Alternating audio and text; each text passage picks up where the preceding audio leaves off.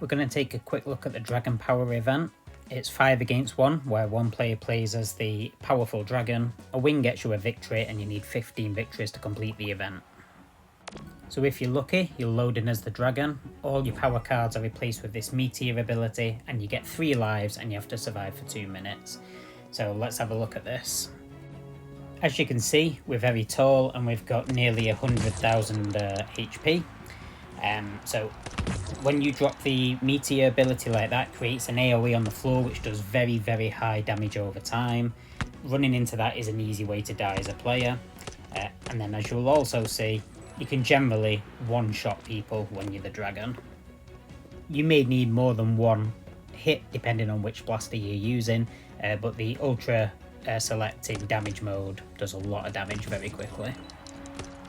So the tactic that you want to adopt as the dragon is to keep moving around, try not to get surrounded on all sides. So personally, I like to leave the castle and just kind of move around on the outside of the map, and then try and kill players as soon as you see them. As you know, your blaster has a cooldown time, so if you manage to take out a player quick enough in quick succession, they'll be stuck with all of the blasters on cooldown and they won't be able to spawn in, which makes surviving for the 2 minutes much easier. Generally, if you load in as the dragon, you should be winning the game and you should win fairly easily. If you're playing as the dragon and you're losing a lot, you probably don't want to play this event at all, because you're not going to get many wins as players against the dragon. You're going to get most of your wins as the dragon. And because you need 15 wins and you've only got a 1 in 6 chance of spawning in as the dragon, it makes completing this event a long grind and you will use up a lot of event tickets. The rewards aren't amazing necessarily, so it's up to you to decide whether it's worth doing. It's a really good fun mode to play if you just want to run around and shoot people a lot. So as you can see, nice easy victory there, didn't lose a life. So dragon's fairly straightforward.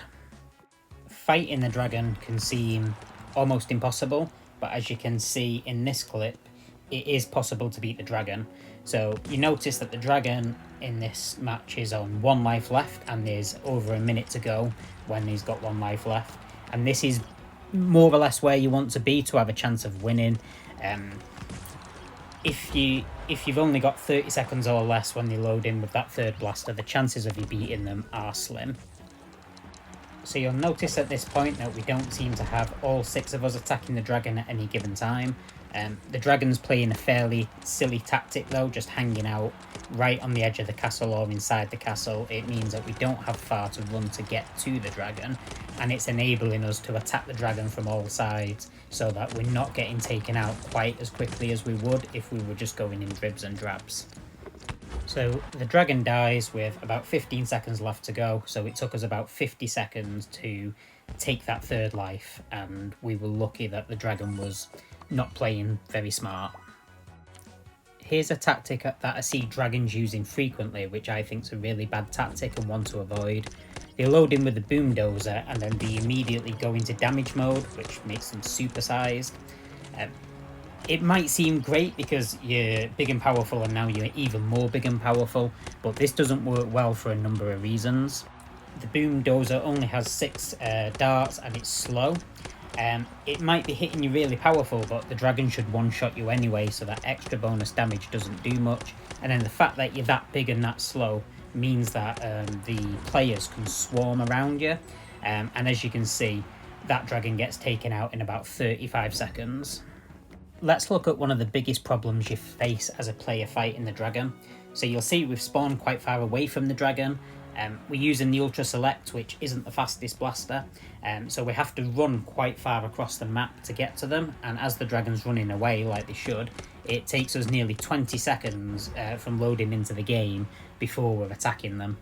So you can see, once again, spawn back in with the second blaster and we've got halfway across the map to run.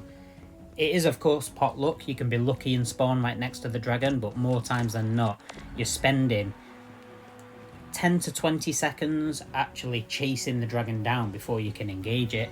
And then once you do engage the dragon, if it spots you, it can kill you in a matter of seconds, so you can spend most of your time either dead or running towards the dragon, and when you've only got 2 minutes to get 3 kills, it becomes a bit of a tall order.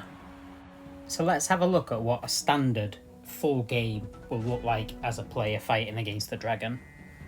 I want to make sure that I'm not setting any false expectations just with my editing.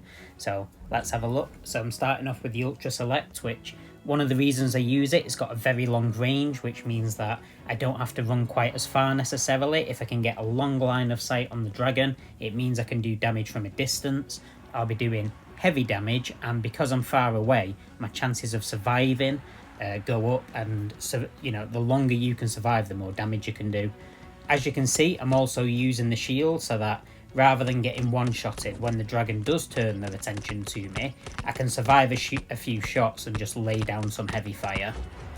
As soon as the shield drops, you're dead, and this is a problem. So loading back in with my second blaster. So as with 3-on-3 and pinball, I try and make sure that one out of my 3 blasters has got a very short respawn delay, because you'll be dying a lot, and as I said earlier, you don't want to get to the point where you're just sat with all 3 blasters on cooldown, not engaging the dragon, just watching those 2 minutes slip away.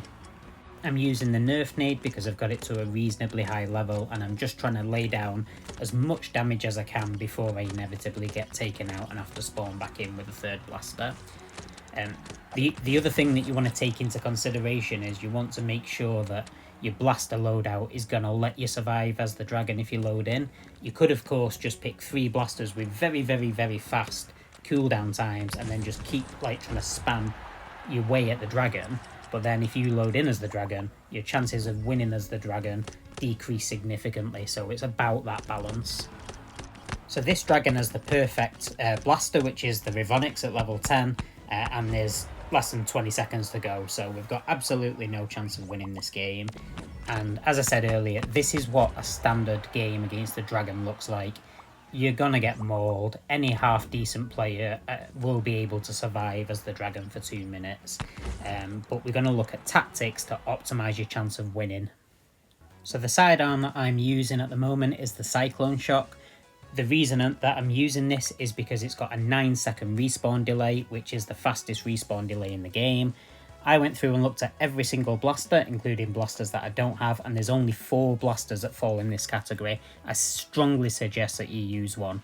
I also unlocked Sneak Attack, so I use that to cut down the time that I run to the dragon. So the other blasters that you can use is the Ultra 5. This has a 9-second respawn delay, and it's got a very high movement speed at 19, which makes it very appealing, especially if you don't have Sneak Attack. There's the Commander, which everybody's got, so no excuses there, and that should be leveled up because it's the first blaster you get. And then there's also the Mega Magnus, which isn't brilliant, but it's not terrible either. I'm also using the Ultra Select, which is excellent for this map apart from its slower movement speed, and also the Rivonix, because the Rivonix is the best blaster to use if you're the dragon. So as you can see, I am the dragon, and we'll just watch how quickly we how easily we tear everybody apart. So even though I'm getting attacked from 3 angles here, each dart's hitting 3 players, and it kills everybody except the one who's got the shield. The shield drops, they die. And we're still getting our 5% healing, and obviously when you've got this much health, 5% healing per hit is just insane. I'm not sure how you beat a dragon using the Rivonix. Actually, that's not true. If you have enough players using the I always forget the name of that orange sniper rifle that has the stun ability, that works. There's also the option of using the zombie blasters, which that player just tried to use, where you try and melee the dragon. I wouldn't recommend it because you have to run all the way across and you might get taken out before you get there. Although you could use it with the Sneak Attack card, I suppose, for some quick damage. So because in this area I'm just surrounded by obstacles and I'm using the Rivonix, I've not had to move too far really. So now I can see a couple of players over here. I'll just go and take them out and just cause them misery. Once again, this player using the shield, it is a very tempting card to use because it's one of the only ways that you can actually throw some decent damage down while the dragon's firing at you without just dying instantly. Your power cards only need to be good as players because they get replaced as the dragon. So you can use things like Overclock and the Overclock Aura. You can use the stun ability. I think it's called Stomp if I remember correctly. Stunning the dragon is one of the best things you can do. So if you get the Rivonics up to level 14, I imagine that your win rate against dragons goes up. I've decided to put the Dragonpower card onto the Ultra Select and use it more as a movement boost than anything else, because the Ultra Select really suffers from that 12 movement speed. So let's give that a try. I did try using the Speed Blaster, which wasn't too bad to be honest, but it wasn't quite as good as the Rivonics or the Ultra Select overall. So ultimately I decided against using that. So there's the sneak attack on the Cyclone Shock, so immediately respawning behind the dragon we managed to get a few shots in, and because we're behind the dragon and the dragon's focusing on other players, we're managing to get quite a few hits in, which is really nice. Somehow the dragon just crossed the lava. They shouldn't be able to do that. I don't know, you can't really knock back the dragon, so I don't know if that was a glitch or what, but we teleport behind again. And I'm surprised I've survived this long, but we're doing a decent amount of damage to the dragon. The dragon's actually under the cosh here. They've lost like over half their life at this point, and we're all in hot pursuit. So let's see what the dragon does. Oh, they seem to get caught on the scenery. And actually, there does appear to be a small amount of knockback, but I still don't think it was enough to cross that lava. I waste my teleport ability there, not realising that the dragon hadn't spawned back in. That's the other thing, so once you kill a dragon, they'll spawn somewhere with a delay, and then you have to go and find them again. So in with the Ultra Blaster, we're using that dragon power, not for a damage increase, just to run across the map.